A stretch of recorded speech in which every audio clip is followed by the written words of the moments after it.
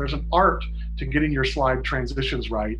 And this is something that you've got to work on and rehearse and create a culture for. So the transition principle number one, and this is the key to all of this.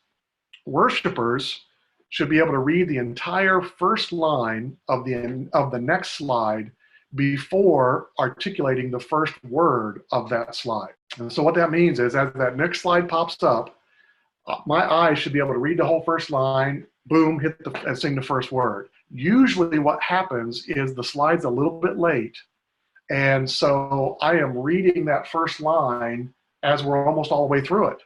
And so if you think about how many slides there are per song, and let's say there's 4 lines per slide, I'm losing the first line of every slide. So I'm losing a quarter of the song because of the timing issues. It's interrupting the worship. And what I want to happen is people just not only reading, but really internalizing what the words are saying as they're singing it.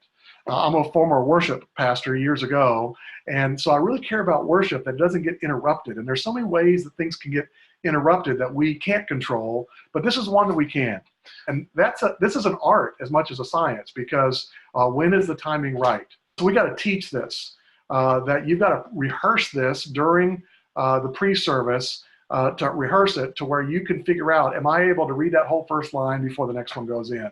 We have to hold ourselves accountable as a tech team to getting this right.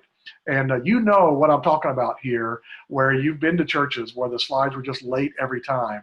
And particularly think about your visitors. Just like the Apostle Paul in 1 Corinthians 14, what impact does your worship have on your guests? If your visitor does not know this song and the words are late already, he's struggling to keep up with the song, and then he doesn't know what this next line is, and it's already we're already singing it before he's able to read it.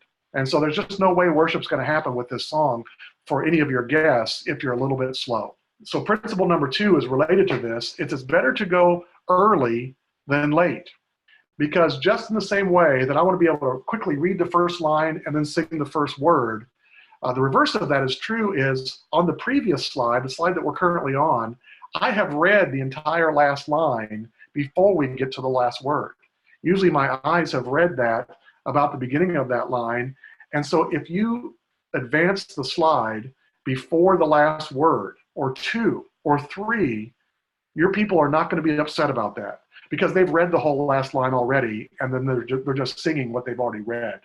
And so I would much rather, if you're going to err, hopefully you don't err and you just get the art of it, but if you err early, not late. And then transition principle number 3 is don't be surprised by any slides. I think you need to be there for practice, take notes, fix anything that needs to be fixed. Are there bridges or interludes or blanks or repeats? Those kind of things. Don't be surprised by any of those. And so hopefully as a tech team, you're there during the rehearsal in the morning, the band's rehearsal, and you're not just kind of going through them, but you're practicing just like the band is practicing, that they want to get it right for worship. You're practicing so that you get that transition right. In several of the churches where I have pastored, we have had production managers, which is an extra volunteer on your tech team. And they kind of stand behind the lights and sound and projection, and they're kind of calling the shots, and they're reminding people what's coming up, and they're encouraging people. That was good. That was a good, man, that was a great transition. And so I would encourage, if you don't have that role on your tech team, to consider doing that.